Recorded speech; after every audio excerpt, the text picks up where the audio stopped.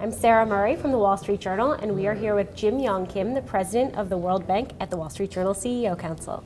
Thanks for joining us. It's great to be with you. So let's start by talking about global growth. It seems like it just keeps disappointing. What's holding us back?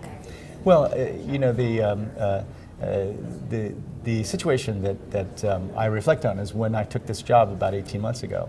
They told us that the euro would be dead by now, that Greece would have defaulted. And despite the fact that it's disappointing, if you were to say 18 months ago, if the US, Europe, and Japan were all growing, right, and there was prospects for greater growth in 2014, would you take it? And I think we would. So it is disappointing in one sense. On the other hand, thinking back from where we were 18 months ago, I think we're in a much better position than anyone expected. Now, there are things that we have to do. I mean, there are challenges in Europe.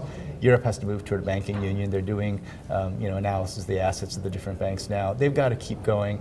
There's more consolidation that needs to be done in some countries. Better policies are necessary everywhere. But if you look at the developing countries, we're expecting them to grow at over 5% this year.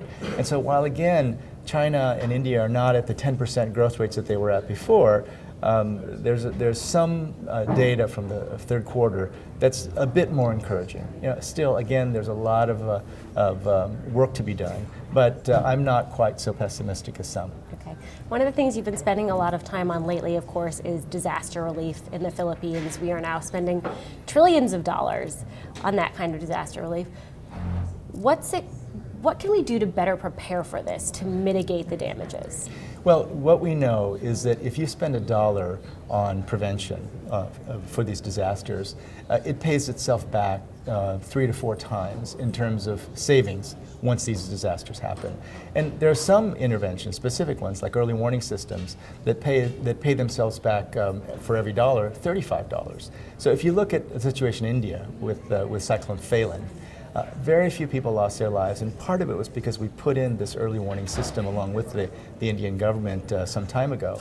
And so right now, the cost just for coastal cities is about $6 billion a year. But if you look ahead to 2050, that cost is going to go up to $1 trillion a year. So we need to invest right now in these sort of early warning systems and the prevention mechanisms that will prevent the higher costs later. The concern, though, is that the intensity of the hurricanes, the intensity of the cyclones is going up, and this is something that we have to really address more globally, especially with the issue of climate change. What's the one thing you think that the World Bank can do that will be most effective in improving economic stability for women globally? Well, there are many things that we can do, but it starts from the most basic things. We've just committed to ensuring that the 2.5 billion people in the world who don't have access to financial services. I mean, this is basic bank accounts, right? They don't have checking accounts. They don't have checking accounts. They can't save. That's one thing that's going to have a huge impact on women.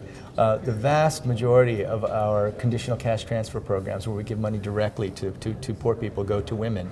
Scaling up those programs is going to have a huge impact.